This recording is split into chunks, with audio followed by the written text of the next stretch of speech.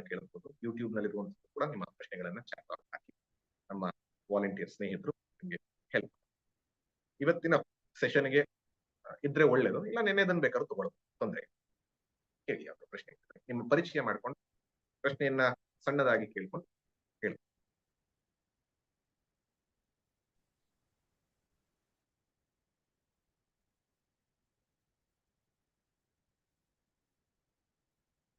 ಯಾರು ಪ್ರಶ್ನೆ ಇದೆ? ಚೈತನ್ಯ ಅನ್ನೋರು ಹ್ಯಾಂಡ್ಸ್ ರೇಸ್ ಮಾಡಿದ್ದಾರೆ. ನೇಹಾಜಿ. ಅಂಜನಾ ಅನ್ನೋದ್ರ ಬಗ್ಗೆ ತಿಳಿಸಿ ಅಂತ ಸೇತುರಾಮ್ ಅನ್ನೋರು ಕೇಳಿದ್ದಾರೆ. ಅಂಜನ ಅನ್ನುವಂಥದ್ದು ಅದೇ ಹೇಳಿದ ಹಾಗೆ ಪದದ ಅರ್ಥವಾಗಿ ಇವತ್ತಿನ ಒಂದು ಕಾಸ್ಮೆಟಿಕ್ ಇಂಡಸ್ಟ್ರಿಯಲ್ಲಿ ತಗೊಂಡ್ರೆ ಕಣ್ಣು ಕಪ್ಪು ಅಂತ, ಕಾಡಿಗೆ ಅಂತ ನಾವೇನ್ ಹಾಕ್ತಿವಿ, ಅದು ಮಕ್ಕಳಿಗೂ ಹಾಕ್ತಿವಿ, ಕಣ್ಣಿಗೆ ಒಳ್ಳೇದು ಅಂತ ಈ ತರದೆಲ್ಲ ಹಾಕೋದಿತ್ತು. ಕಣ್ಣಿಗೆ ಒಳ್ಳೇದು ಒಟ್ಟಿನಲ್ಲಿ ಆ ದೃಷ್ಟಿಯಿಂದ ಅದನ್ನು ಉಪಯೋಗಿಸ್ತಾ ಇದ್ವಿ. ಇವತ್ತೆಲ್ಲ ಕೆಮಿಕಲ್ಸ್ ಎಲ್ಲ ಹಾಕ್ತಿದ್ದಾರೆ, ಸೊ ನೋಡಿ ಉಪಯೋಗಿಸಿ. ಆದ್ರೆ ಇಲ್ಲಿ ಅಂಜನ ಅನ್ನುವಂಥದ್ದು ಕವಿ ಸಮಯ ಅನ್ನೋದನ್ನ ತಗೋಬೇಕು. ಅಂದ್ರೆ ಆ ಕಾಲದಲ್ಲಿ ಆಯುರ್ವೇದ ಪದ್ಧತಿಯಲ್ಲಿ ಕಣ್ಣನ್ನ ನಾವು ಸರಿ ಮಾಡೋದಕ್ಕೆ, ಕ್ಯಾಟ್ರಾಕ್ಟ್ ತೆಗೆಯೋದಕ್ಕೆ, ಆ ದೃಷ್ಟಿ ದೋಷವನ್ನ ಹೋಗಲಾಡಿಸ್ಲಿಕ್ಕೆ, ಆ ಪೊರೆಯನ್ನ ಹೋಗಲಾಡಿಸ್ಲಿಕ್ಕೆ ಹಾಕ್ತಾ ಇದ್ದಂತಹ ಮಟೀರಿಯಲ್, ಆ ಹರ್ಬ್ಸ್, ಆ ಕೆಮಿಕಲ್ ಅಂತ ಅನ್ಕೊಳ್ತೀರಾ ಅಂದ್ರೆ ಅದು ಏನು ಅಂದ್ರೆ ಅದನ್ನ ಅಂಜನ ಅಂತ ಕರೀತೀವಿ. ಆ ಅಂಜನದ ಮೂಲಕ ನಾವು ಕಣ್ಣನ್ನ ಸರಿ ಮಾಡ್ಬೋದು. ಡ್ರಾಪ್ಸ್ ಅಂತ ಅನ್ಕೊಳ್ಳಿ, ಸಿಂಪಲ್ ಅರ್ಥದಲ್ಲಿ ಐ ಡ್ರಾಪ್ಸ್. ಸೊ ಆ ದೃಷ್ಟಿಯಿಂದ ನೋಡಿದಾಗ ಅಂಜನ ಆಗ್ತದೆ. ನಮಸ್ಕಾರ ಗುರುಗಳೇ. ನಮಸ್ಕಾರ. ನಾನ್ ಚೈತನ್ಯ ಅಂತ ಇಲ್ಲಿ ಬ್ಯಾಂಗ್ಳೂರಿಂದಾನೆ ಸುಮಾರು ತರಗತಿಗಳು ನಿಮ್ಗೆಲ್ಲ ಅಟೆಂಡ್ ಮಾಡಿದ್ದೀನಿ. ತುಂಬಾ ಚೆನ್ನಾಗಿ ನನ್ಗೆ ನನ್ನ ಲೈಫ್ ತುಂಬಾ ಚೇಂಜಸ್ ನಾನು ನೋಟಿಸ್ ಮಾಡ್ತಾ ಇದ್ದೀನಿ. I am trying to follow the path. ಇದು ಫಸ್ಟ್ ಅಲ್ಲಿ ಗುರುವೇ ನಮಃ ಅಂತ ಹೇಳ್ಬಾರ್ದು, ಗುರವೇ ನಮಃ ಅಂತ ಹೇಳ್ಬೇಕು. ಅದು ಏನು ಅರ್ಥ ಆಗ್ಲಿಲ್ಲ. ಅಲ್ಲ, ಏನಿಲ್ಲ, ಗ್ರಾಮರ್ ಅಷ್ಟೇ. ನಾವು ಗುರುವಿಗೆ ನಮಸ್ಕಾರ ಅಂತ ಹೇಳ್ತೀವಿ ಕನ್ನಡದಲ್ಲಿ. ಆ ಗುರುವಿಗೆ ನಮಸ್ಕಾರವನ್ನ ಸಂಸ್ಕೃತದಲ್ಲಿ ಗುರವೇ ಅಂತ ಬರುತ್ತೆ. ನಾವು ಗುರುಕ್ಕೆ ನಮಸ್ಕಾರ ಅಂತೀವ ಕನ್ನಡದಲ್ಲಿ, ಗುರುಕ್ಕೆ ನಮಸ್ಕಾರ, ಗುರುನ ನಮಸ್ಕಾರ ಅಲ್ಲ, ಗುರುವಿಗೆ ನಮಸ್ಕಾರ. ಹಾಗಾಗಿ ಗುರವೇ ಆ ಪದದ ಅರ್ಥ ರಾಮಾಯ, ನಾರಾಯಣಾಯ ನಮಃ, ಲಕ್ಷ್ಮಿಯೈ ನಮಃ, ಸರಸ್ವತ್ಯೈ ನಮಃ. ಹಾಗೆ ಗುರು ಪದದ ಅರ್ಥದಲ್ಲಿ ಬಂದಾಗ ಗುರವೇ ನಮಃ. ಸೊ ಹಾಗಾಗಿ ಹೇಳಬಾರ್ದು ಅಂತಂದ್ರೆ ಅದು ಮಹಾಪಾಪ ಅನ್ನೋ ದೃಷ್ಟಿಯಿಂದ ಇಲ್ಲ, ಗ್ರಾಮರ್ ದೃಷ್ಟಿಯಿಂದ. ಯಾಕಂದ್ರೆ ಭಾವವನ್ನ ನೋಡೋದು ಭಗವಂತ ಗುರು. ಸೊ ಗುರುವೇ ಗುರವೇ ಅದ್ರಲ್ಲಿ ಬರಲ್ಲ. ಆದ್ರೆ ನಾವು ಭಾವಶುದ್ಧಿಯ ಜೊತೆಗೆ ಕರ್ಮಶುದ್ಧಿಯನ್ನು ಇಟ್ಕೊಳ್ಳೋದಕ್ಕೋಸ್ಕರ ಗ್ರಾಮರ್, ವಾಕ್ ಶುದ್ಧಿಯು ಇಟ್ಕೊಳ್ಳೋದಕ್ಕೋಸ್ಕರ ಗುರುವೇ ಅನ್ನೋದಲ್ಲ, ಗುರವೇ ಇಸ್ ದ ರೈಟ್ ಯೂಸೇಜ್.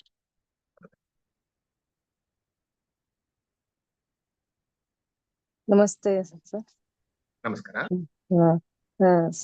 ನಿಮ್ ಮಾರ್ಗದರ್ಶನದಲ್ಲಿ ಮುಂದೆ ನಡೀತಾ ಇದ್ದೀವಿ. ಒಂದಂದ್ರೆ ಇವಾಗ ಒಳ್ಳೆ ಫಿಸಿಕಲ್ ಆಗಿ ದೇಹವನ್ನು ಪಡ್ಕೊಂಡು ಅವರಿಂದ ಜ್ಞಾನ ಪಡ್ಕೊಳ್ಳುವಂತಹ ಗುರುಗಳನ್ನು ನೋಡ್ತಾ ಇದ್ದೀವಿ. ಒಂದೊಂದ್ಸರ್ತಿ ಸುಮ್ನೆ ಕೂತಾಗ ನಮ್ಗೆ ಒಳಗಿಂದಾನು ಒಂದು ಶಬ್ದ ಬರುತ್ತೆ, ಅದು ಕೂಡ ನಮಗ್ ಮಾರ್ಗ ತೋರಿಸುತ್ತಾ ಇರ್ತದೆ. ಅದನ್ನ ಇನ್ನೊಂದ್ ಸ್ವಲ್ಪ ಯಾವ ರೀತಿ ಅಂತ ಸ್ಪಷ್ಟಪಡಿಸ್ಕೊಡಿ. ಅದೇ ನಾವು ನಿನ್ನೆ ಹೇಳಿದಾಗ್ಲೇ ಶುದ್ಧ ಮನಸ್ಸು ಗುರುವಾಗಿ ನಮ್ಮನ್ನ ಲೀಡ್ ಮಾಡುತ್ತೆ ಅನ್ನೋದ್ರಲ್ಲಿ ಡೌಟ್ ಇಲ್ವೇ ಇದೆ. ಆದ್ರೆ ಆ ಶುದ್ಧ ಮನಸ್ಸು ಯಾವಾಗ ಹೇಳ್ತಾ ಇದೆ, ಏನನ್ನ ಹೇಳ್ತಾ ಇದೆ? ಯಾಕಂದ್ರೆ ಮನಸ್ಸು ನೀವೇ ಹೇಳ್ತೀರಾ ಪರ್ಫೆಕ್ಟ್, ನೀವ್ ಹೇಳ್ತಿರೋದು ಹಾಗೇನೆ. ಏನೋ ಮನಸ್ಸಲ್ಲಿ ಕೂತ್ಕೊಂಡಾಗ ಒಂದೊಂದ್ಸರಿ ಅದೇ ಗೈಡ್ ಮಾಡುತ್ತೆ ಡೆಫಿನೆಟ್ಲಿ.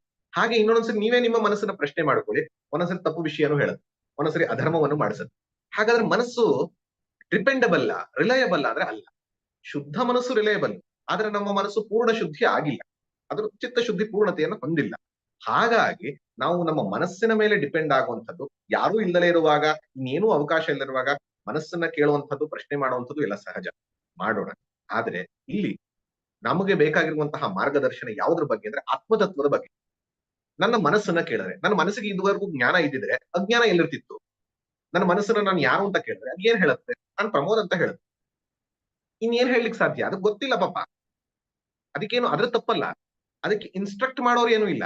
ಸೊ ಹಾಗಾಗಿ ಅದಕ್ಕೆ ಇನ್ಸ್ಟ್ರಕ್ಷನ್, ಇನ್ಫಾರ್ಮೇಶನ್ ಇಲ್ದಿರೋ ಅದನ್ನ ಪ್ರಾಸೆಸ್ ಮಾಡ್ಲಿಕ್ಕೆ ಸಾಧ್ಯ ಇಲ್ಲ. ಹಾಗಾಗಿ ಧರ್ಮಾಧರ್ಮಗಳನ್ನ ವಿಚಾರಿಸ್ಲಿಕ್ಕೆ, ಸರಿ ತಪ್ಪುಗಳನ್ನ ಏನ್ ಮಾಡ್ಬೇಕು ಇದು ಅನ್ನೋದಕ್ಕೆ ಒಂದೊಂದು ಸರಿ ಮನಸ್ಸು ನಮಗೆ ಗುರುವಾಗಿ ನಡೆಸುತ್ತೆ.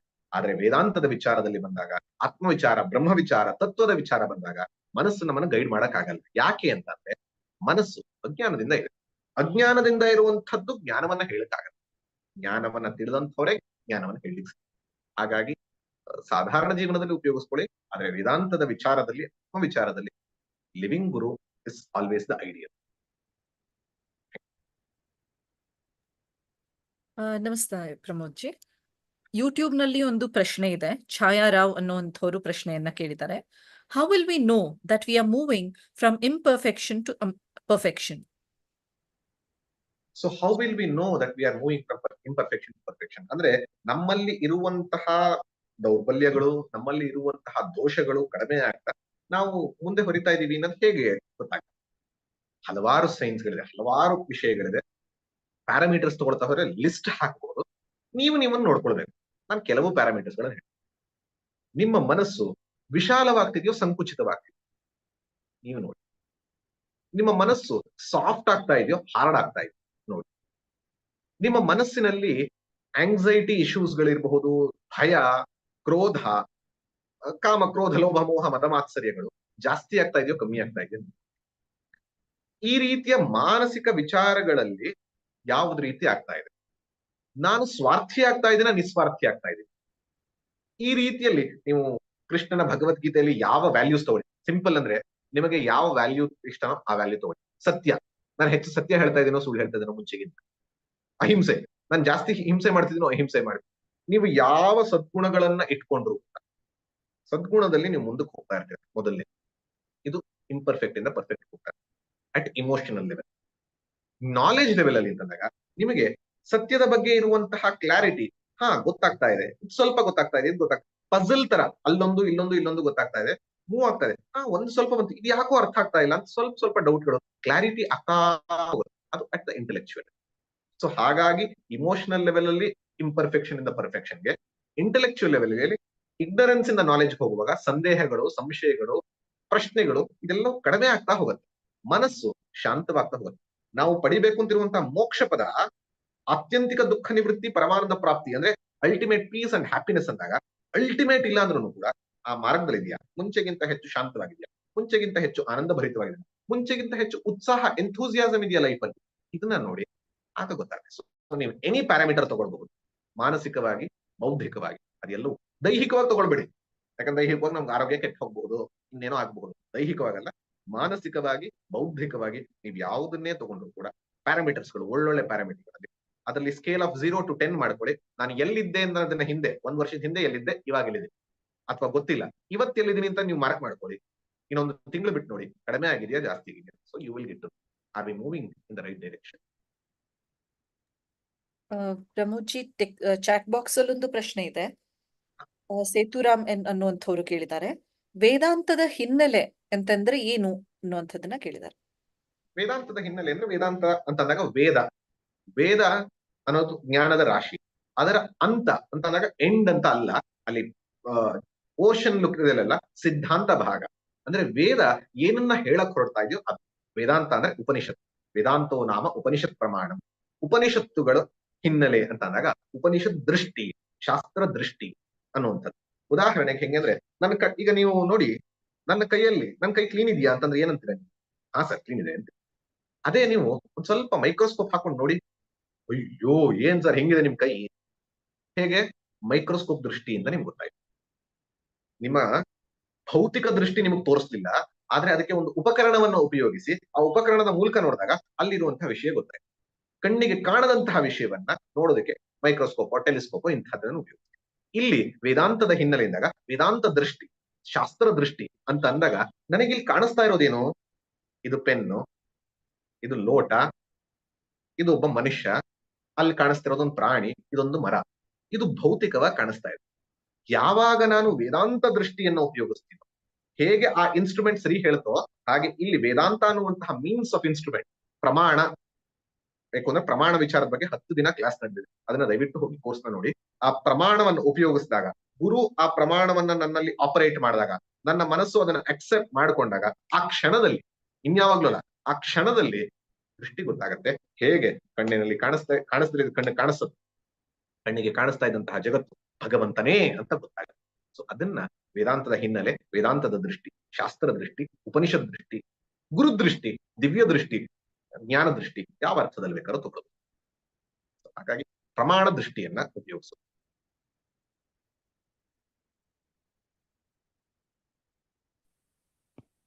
ಎರಡು ಮೂರು ಜನ ಹ್ಯಾಂಡ್ಸ್ ರೇಸ್ ಮಾಡಿದ್ದಾರೆ ಅನ್ಸುತ್ತೆ, ಯಾರು ಅನ್ಮ್ಯೂಟ್ ಮಾಡ್ಕೊಂಡು. ನಮಸ್ಕಾರ ಗುರುಗಳೇ. ನಮಸ್ಕಾರ.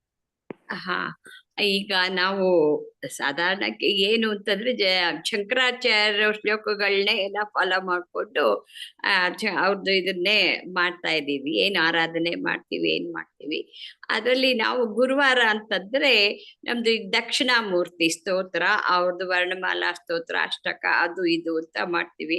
ದಿ ಅಲ್ಟಿಮೇಟ್ ಗುರು ಅಂತ ತಾವೇನ್ ಹೇಳ್ತೀರಿ, ಅದು ನಾವು ದಕ್ಷಿಣಾಮೂರ್ತಿ ಈಶ್ವರನ ಸ್ವರೂಪನೇ ಅಂತ ತಿಳ್ಕೊತಾ ಇದ್ದೀವಿ. ಅದ್ರ ಬಗ್ಗೆ ಸ್ವಲ್ಪ ವಿವರಣೆ ಕೊಡ್ತೀರಾ? ಖಂಡಿತವಾಗಿ. ನಾವು ಇವತ್ತಿನ ಕ್ಲಾಸ್ ಶುರು ಮಾಡುವಾಗ, ಪ್ರತಿ ಕ್ಲಾಸ್ ಶುರು ಮಾಡುವಾಗ ಏನ್ ಹೇಳ್ತೀವಿ? ಸದಾಶಿವ ಸಮಾರಂಭಾಂ ಶಂಕರಾಚಾರ್ಯ ಅಸ್ಮದಾಚಾರ್ಯ ಪರ್ಯಂತ. ಪ್ರತಿನಿತ್ಯ ನಾವು ಗುರುವಾರ ಅನ್ನೋದು ಒಂದು ಸಿಂಬಾಲಿಕ್, ಬರೀ ಗುರುವಾರಕ್ಕೆ ಸೀಮಿತವಾಗಿದೆ. ಪ್ರತಿನಿತ್ಯ ಅನುದಿನ ಅನುಕ್ಷಣ ನಮ್ಮ ಮನಸ್ಸು ಆ ಗುರುತತ್ವ ಅಂದ್ರೆ ಭಗವತ್ ತತ್ವವೇ, ಬೇರೆದೇನೂ ಅಲ್ಲ, ಆ ತತ್ವವನ್ನ ಅನುಸಂಧಾನ ಮಾಡುವಂತದ್ದಾಗಿರ್ಬೇಕು. ಅದ್ರಲ್ಲಿ ನಾವು ಮೊದಲೇ ಹೇಳಿದೇನು, ಸದಾಶಿವ ಸಮಾರಂಭ. ನಿಮ್ಗೆ ಅನಿಸ್ಬೋದು ಸರ್, ಶಿವ ಸದಾಶಿವ ಅಂದ್ರೆ ಯಾರು? ಸಮಾರಂಭ, ಆರಂಭ ಮಾಡಿದ್ದು ದಕ್ಷಿಣಾಮೂರ್ತಿಯೇ. ದಕ್ಷಿಣಾಮೂರ್ತಿ ಸ್ತೋತ್ರ ನೀವು ಹೇಳಿದ್ರೆ ಅದ್ರ ಬಗ್ಗೆ ನಾನು ಕ್ಲಾಸ್ ತಗೋಬೇಕು ಅಂತಿದ್ದೀನಿ. ಅದು ತಗೊಂಡ್ರೆ ಮಿನಿಮಮ್ ಅಂದ್ರೆ ಒಂದ್ 8-10 ದಿನದ ಕ್ಲಾಸ್. ಅದು ಅದ್ಭುತವಾದಂತಹ ಸ್ತೋತ್ರ, ಅತ್ಯುತ್ತಮವಾದಂತಹ ತಾತ್ವಿಕ ದೃಷ್ಟಿಯನ್ನು ಕೊಡುವಂತಹ ಸ್ತೋತ್ರ. ದಕ್ಷಿಣಾಮೂರ್ತಿಯನ್ನ ಅಲ್ಲಿ ಶಿವನೇ ದಕ್ಷಿಣಾಮೂರ್ತಿಯ ಅವತಾರ ಅಂತ ದಕ್ಷಿಣ ದಿಕ್ಕಿನಲ್ಲಿ ಇರುವಂತದ್ದು. ಯಾಕೆ ಅಂದ್ರೆ ನಮ್ಗೆಲ್ಲರಿಗೂ ಗೊತ್ತಿರೋ ಹಾಗೆ ಪೂರ್ವ ಮತ್ತು ಉತ್ತರ, ನಮ್ಮ ಸಂಸ್ಕೃತಿಯಲ್ಲಿ ಪೂರ್ವ ಮತ್ತು ಉತ್ತರ ದಿಕ್ಕನ್ನ ನಾವು ಶ್ರೇಯಸ್ಕರವಾಗಿದ್ವಿ. ಅದರಲ್ಲೂ ಉತ್ತರ ದಿಕ್ಕು ಹೆಚ್ಚು ನಾವು ಈ ಮೋಕ್ಷ ಮಾರ್ಗಿಗಳಿಗೆ ಇಂಪಾರ್ಟೆಂಟ್ ಅಂತ ಹೇಳ್ತೀವಿ. ನಾವೆಲ್ಲರೂ ಕೂಡ ಉತ್ತರ ದಿಕ್ಕಿನಲ್ಲಿ ಕೂತಾಗ ಪರಮಾತ್ಮನು ಉತ್ತರ ದಿಕ್ಕೆ ತಿರ್ಕೊಂಡ್ಬಿಟ್ರೆ ಅವನಿಲ್ಲ, ಅವ್ನು ನಮ್ ಕಡೆ ತಿರ್ಕೋತಾರೆ, ದಕ್ಷಿಣ. ಸೊ ದಕ್ಷಿಣಾಮೂರ್ತಿ ಇನ್ನು ತುಂಬಾ ಹಲವಾರು ಅರ್ಥಗಳಿದೆ. ಒಂದ್ ಅರ್ಥದಲ್ಲಿ ಸೊ ಅಲ್ಲಿ ನಿಂತ್ಕೊಂಡು ಅವನು ಉಪದೇಶ ಮಾಡಿದ್ದು ಶುರುವಾದಂತಹದ್ದು, ಅಲ್ಲಿಂದ ಬಂದಂತಹದ್ದು ಶಂಕರಾಚಾರ್ಯರಿಂದ ಇವತ್ತಿನ ಅಸ್ಮದಾಚಾರ್ಯ ಪರ್ಯಂತ, ಇವತ್ತಿನ ಆಚಾರ್ಯರವರೆಗೂ ಎಲ್ಲರಿಗೂ ಕೂಡ ನಮಸ್ಕಾರ ಮಾಡುವಂಥದ್ದು. ಅದಕ್ಕೆ ಗುರು ಸ್ತೋತ್ರ, ಗುರು ಅಷ್ಟಕ, ಗುರು ಪಾದುಕಾ ಸ್ತೋತ್ರ, ಈ ತರ ಹಲವಾರಿದೆ. ಪಠಣೆ ಮಾಡಿ, ಪಾರಾಯಣ ಮಾಡಿ, ಆದ್ರೆ ಅರ್ಥಾನುಸಂಧಾನ ಮಾಡುವಂಥದ್ದು, ತತ್ವವನ್ನ ತಿಳಿದು ಆ ತತ್ವವನ್ನ ಹೃದಯದಲ್ಲಿ ನೆನೆಸ್ಕೊಳ್ಳುವಂಥದ್ದು ಮಾಡುವಂಥದ್ದು. ಇದನ್ನ ಹೇಳಿದಾಗ ಒಬ್ಬೊಬ್ರಿಗೆ ಅನ್ಸುತ್ತೆ, ಸರ್ ಶಿವ, ಈಶ್ವರ, ಸದಾಶಿವ, ದಕ್ಷಿಣಾಮೂರ್ತಿ, ನಂಗೆ ಸ್ವಲ್ಪ ವಿಷ್ಣು ಇಷ್ಟನಲ್ಲ ಸರ್. ತೊಂದರೆ ಇಲ್ಲ, ಅದನ್ನೂ ಇದೆ ನಮ್ಮ ಶಾಸ್ತ್ರದಲ್ಲೇ. ನಾರಾಯಣಂ ಪದ್ಮಭುವಂ ವಸಿಷ್ಠಂ ಶಕ್ತಿಂಚ ತತ್ಪುತ್ರ ಪರಾಶರಂಚ ವ್ಯಾಸಂ ಗೌಡಪದಂ ಗೋವಿಂದ ಭಗವತ್ಪಾದಂ, ಆಮೇಲೆ ಶಂಕರಾಚಾರ್ಯ. ಸೊ ಆ ರೀತಿಯಲ್ಲಿ ಬಂದ್ರು ಅದೇ ನಾರಾಯಣದಿಂದ ಶುರು ಮಾಡಿಕೊಂಡು ಶಂಕರಾಚಾರ್ಯರು ಅಸ್ಮದಾಚಾರ್ಯ. ಸೊ ಹಾಗಾಗಿ ಕೂಡ ನೀವು ಭಗವಂತ ಅನ್ನುವಂಥದ್ದು ಒಂದು ತತ್ವ, ಆ ಭಗವತ್ ತತ್ವವನ್ನ ರಿಪ್ರೆಸೆಂಟ್ ಮಾಡುವಂತಹ ಒಂದು ವ್ಯಕ್ತಿ ಅಂದ್ರೆ ಆಚಾರ್ಯ, ಗುರು. ಸೊ ಅಂಥವ್ರಿಗೆ ನಾನು ನಮಸ್ಕಾರ ಮಾಡೋದಕ್ಕೆ ಪಠಣಗಳನ್ನ ಒಂದು ದಿನ ಅಂತ ಇಟ್ಕೊಳ್ಳೆ ಪ್ರತಿನಿತ್ಯ ಮಾಡುವಂಥದ್ದು. ದಕ್ಷಿಣಾಮೂರ್ತಿ ಬಗ್ಗೆ ಹೇಳ್ಬೇಕು ಅಂದ್ರೆ ಅದು ಆ ಸ್ತೋತ್ರದ ಬಗ್ಗೆ ಹೇಳ್ಬೇಕಾದ್ರೆ ತುಂಬಾ ವಿಶಾಲವಾದದ್ದು. ಈ ತರಗತಿಗೆ ಸ್ವಲ್ಪ ಜಾಸ್ತಿ ಆಗತ್ತೆ, ಇಲ್ಲಿಗೆ ಇಟ್ಕೊಂಡು ಇನ್ನು ಕೊನೆಯ ಪ್ರಶ್ನೆ ಏನೊಂದು ತಗೊಳ್ಬೋದು, ಯೂಟ್ಯೂಬ್ ಆಗ್ಲಿ. ನಮಸ್ಕಾರ ಪ್ರಮೋದ್ ಜಿ, ಗೋಪಾಲ್ ಕೃಷ್ಣ ಮಾತಾಡೋದು. ಈ I know that I know ಅಂತ ಈ ನಮ್ಮ ಸತ್ಸಂಗದಲ್ಲಿ ಅಟೆಂಡ್ ಮಾಡ್ತಾ ಇರೋ ಬಹಳಷ್ಟು ಜನಕ್ಕೆ ಸೂಪರ್ಫಿಷಿಯಲ್ ಆಗಿ ಇದು ಗೊತ್ತು. ಬಟ್ ಇದನ್ನ ನಾವು ಜಿಜ್ಞಾಸು ಅಂತಾನು ಅನ್ಬಹುದಾ? ಯಾಕೆಂದ್ರೆ ನಾವೆಲ್ಲ ಜ್ಞಾನಿಗಳೇನಲ್ಲ, ಯಾಕೆಂದ್ರೆ ನಮ್ಮಲ್ಲಿ ಜೀವನದಲ್ಲಿ ಇನ್ನೂ ಅಳವಡಿಸ್ಕೊಂಡಿಲ್ಲ ಕಂಪ್ಲೀಟ್ ಆಗಿ. ಟ್ರೈ ಮಾಡ್ತಾ ಇದೀವಿ, we are trying to reach to the level ಅನ್ನೋ ತರ. ಸೊ ಹಾಗಾಗಿ ಇದನ್ನ ಜಿಜ್ಞಾಸು ಅಂತಾನು ಅನ್ಬಹುದಾ? ಈಗ ನಮಗ್ ಗೊತ್ತು ಇದು ಏನು ಅಂತ. ಹಾ, ಸೊ ನೀವು ಹೇಳಿದ್ದು ಚೆನ್ನಾಗಿ ಬಂತು. I know that I know ಅನ್ನೋದು ಅರಗೆನ್ಸ್ ಆಗಬಾರದು. ಯಾವುದೇ ವಿಷಯದ ಬಗ್ಗೆ ನೀವು ಎರಡು ತರದ ವಿಷಯಗಳು, ಒಂದು ಹೊರ ವಿಷಯ, ಒಂದು ಒಳ ವಿಷಯ. ಹೊರಗಿನ ವಿಷಯವನ್ನ ಯಾರು ತಿಳ್ಕೊಳ್ತಾ ಹೋಗ್ತಾರೋ, ರಿಸರ್ಚ್ ಮಾಡ್ತಾ ಹೋಗ್ತಾರೋ ಅವ್ರನ್ನ ಕೇಳಿ. ಸೈಂಟಿಸ್ಟ್ಗಳು, ರಿಸರ್ಚರ್ಸ್ಗಳನ್ನ ನಿಮ್ಗೆ ಈಗ ಹೆಂಗ್ ಗೊತ್ತಾಯ್ತು ಅಂತ ಕೇಳಿ. ಅವ್ರು ಹೇಳ್ತಾರೆ, ನಾನು ತಿಳ್ಕೊತಾ ಗೊತ್ತಾಗಿದ್ದೀನಿ ಅಂದ್ರೆ ನಾನು ತಿಳ್ಕೊಂಡ್ರದ್ ಒಂಚೂರು, ತಿಳ್ಕೊಳ್ಳೋದಿಲ್ಲ ಜಾಸ್ತಿ. That is the intellectual honesty. ಅದು ನಿಜವಾದಂತಹ ಜ್ಞಾನ. ಯಾಕಂದ್ರೆ ತಿಳ್ಕೊತಾ ಜಗತ್ತಿನಲ್ಲಿ ಎಷ್ಟಿದೆ, ನನಗೆ ಗೊತ್ತಿರೋದು ಇಷ್ಟು ಅಂತ. ಇದು ಹೊರಗಿನ ವಿಷಯಗಳ ಬಗ್ಗೆ. ಆದ್ರೆ ನಾವು ಡಿಸ್ಕಸ್ ಮಾಡಿದಂಥದ್ದು, ಚರ್ಚೆ ಮಾಡಿದಂಥದ್ದು ವಿಷನ್ ಆಫ್ ಒನ್ನೆಸ್, ಆತ್ಮೈಕ್ಯತ್ವ, ಬ್ರಹ್ಮಜ್ಞಾನ, ಆತ್ಮಜ್ಞಾನ, ಮೋಕ್ಷಪದ. ಈ ವಿಷಯದ ಬಗ್ಗೆ I know that I know ಅನ್ನುವಂಥದ್ದು ಅರೆಗೆನ್ಸ್ ಆಗಿದ್ರೆ ಏನು ಮಾಡೋದಕ್ಕಾಗಲ್ಲ. ಆದ್ರೆ ಅಲ್ಲಿ ಇನ್ನೂ ಉಳಿದಿದೆ, ಇನ್ನು ಇನ್ಕಂಪ್ಲೀಟ್ನೆಸ್ ಇದೆ. ವಿಷನ್ ಆಫ್ ಒನ್ನೆಸ್ ಬಂತು, ಅಖಂಡ ಮಂಡಲಾಕಾರ ಗೊತ್ತಾಯ್ತು. ಅಥವಾ ನಿಮ್ದು ಹೇಳಿದಾಗೆ ನಿಮ್ಮ ಸತ್ಸಂಗಗಳಲ್ಲಿ ಯಾರೋ ಒಬ್ರು ಬಂದು ಹೇಳ್ತಾರೆ, ನನಗೆ ಗೊತ್ತಾಗಿದೆ ಅಂತ. ಏನ್ ಮಾಡ್ಬೇಕು? ಓಕೆ, ಗೊತ್ತಾಯ್ತಾ, ನಮಸ್ಕಾರ, ಒಳ್ಳೇದು. ಏನು ಮಾಡಕ್ಕಾಗ? ಯಾರಿಗೆ ಹೇಗೆ ಅರ್ಜುನ ಒಪ್ಪಿಕೊಂಡು, ನನಗ್ ಗೊತ್ತಿಲ್ಲ ಅಂತ ಒಪ್ಕೊಂಡು ಗುರುವಾಗಿ ನೀನು ನನ್ನನ್ನ ಶಿಷ್ಯನಾಗಿ ಸ್ವೀಕರಿಸು, ಶಿಷ್ಯಸ್ತೇಹಂ ಶಾಧಿಮಾಂ ತ್ವಾಂ ಪ್ರಪನ್ನಂ ಅಂತ ಒಪ್ಕೊಂಡ ಮೇಲೆ ಕೃಷ್ಣ ಅವನಿಗೆ ಗೈಡ್ ಮಾಡ್ದ, ಅಡ್ವೈಸ್ ಮಾಡ್ದ, ಟೀಚರ್ ಆದ, ಮೋಕ್ಷ ಪದವನ್ನ ತೋರಿಸ್ದ. ಅವನು ನನಗ್ ಗೊತ್ತಿದೆ ನಾನು ಆ ಫೈಟ್ ಮಾಡ್ತೀನಿ ಅಂತಾರೆ, ಅಥವಾ ನಾನು ಹೊರಡ್ತೀನಿ ಅಂದಿದ್ರೆ ಅವ್ನು ಕೃಷ್ಣ ಮಾತೇ ಆಡ್ತೀನಿ. ಯಾವಾಗ ಆ ಶಿಷ್ಯತ್ವ ಭಾವ ಬರುತ್ತೋ ಆಗ್ಲೇ ಹೇಳಲಿಕ್ಕೆ ಸಾಧ್ಯ. I know that I know ಅನ್ನೋದು ಸಿದ್ಧ ವಿಷಯವಾಗಿ ನಿಜವಾಗ್ಲೂ ಗೊತ್ತಿದ್ರೆ ಅವನು ಜ್ಞಾನಿ. ಇಲ್ಲದಲೆ ಅರೆಗೆನ್ಸ್ ಮಾಡ್ಕೊಂಡ್ರೆ ಅವನು ಮೂಢನಾಗಿ ಪತನ ಹೊಂದುತ್ತಾನಷ್ಟೇ, ಇನ್ನೇನು ಮಾಡ್ಲಿಕ್ಕೆ ಸಾಧ್ಯ ಇಲ್ಲ. ಪರಮಾತ್ಮನಲ್ಲಿ ಬೇಡ್ಕೋಬೇಕು. ಅವ್ನು ನಿಜವಾದ ಜ್ಞಾನಿ ಆಗಿದ್ರೆ ಅವನ ಆಶೀರ್ವಾದ ನನ್ ಮೇಲೆ ಇರಲಿ, ಅವನು ಮೂರ್ಖನಾದ್ರೆ ಅವನು ಒಳ್ಳೇದ್ ಮಾಡಪ್ಪ ಅಂತ ಪರಮಾತ್ಮನ ಬೇಡ್ಕೋತಾರೆ. ಇಲ್ಲಿಗೆ ನಿಲ್ಸೋಣ. ಇನ್ನೇನಾದ್ರು ಪ್ರಶ್ನೆ ಯೂಟ್ಯೂಬ್ ಅಲ್ಲಿ ಇದ್ರೆ ತಗೊಂಡು ಅದರ್ವೈಸ್ ಸ್ನೇಹ. ಪ್ರಶ್ನೆಗಳು ಸುಮಾರಿದೆ, ಆದ್ರೆ ಕಾಲಾವಧಿ ಮುಗ್ದಿರೋದ್ರಿಂದ ಇವತ್ತು ಮುಗಿಸಬಹುದು ಅನ್ಸುತ್ತೆ. ಸೊ ಹಾಗಾದ್ರೆ ಇಲ್ಲಿಗೆ ನಿಲ್ಸೋಣ. ಒಂದು ಎಲ್ಲರಿಗೂ ಒಂದು ಏನಂತ ಹೇಳ್ಬೋದು ಅಂದ್ರೆ ಭಿನ್ನ ಅಂತಂದ್ರೆ ಹಲವಾರು ಜನರಿಗೆ ಪ್ರಶ್ನೆ ಇದೆ. ಹಲವಾರು ಜನ ಈಗಾಗಲೇ ಯೂಟ್ಯೂಬ್ ನಲ್ಲಿ ಅಥವಾ ಇಲ್ಲಿ ಚಾಟ್ ಬಾಕ್ಸ್ ಅಲ್ಲಿ ಹಾಕಿರ್ತೀರ. ವಾಟ್ಸ್ಆಪ್ ನಲ್ಲಿ ಹಾಕಿದ್ರೆ ನಾನು ಒಂದು ತಕ್ಕ ಮಟ್ಟಿಗೆ ಆನ್ಸರ್ ಮಾಡುವಂತಹ ಪ್ರಯತ್ನ ನಡೀತಾ ಇದೆ.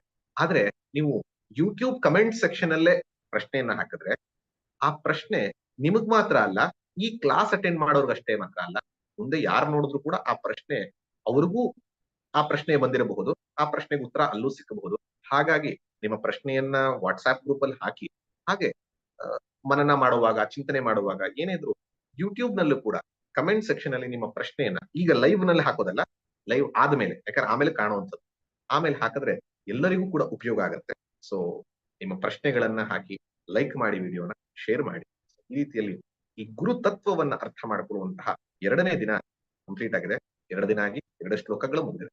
ನಾಳೆ ನಮಗೆಲ್ಲರಿಗೂ ಗೊತ್ತಿರುವಂತಹ ಶ್ಲೋಕದಿಂದ ಶುರುವಾಗಿ ಅತ್ಯದ್ಭುತವಾದಂತಹ ವಿಚಾರಧಾರೆಯನ್ನು ನಾಳೆ ಬರೋಣ. ಧನ್ಯವಾದ ಸ್ನೇಹಾಜಿ.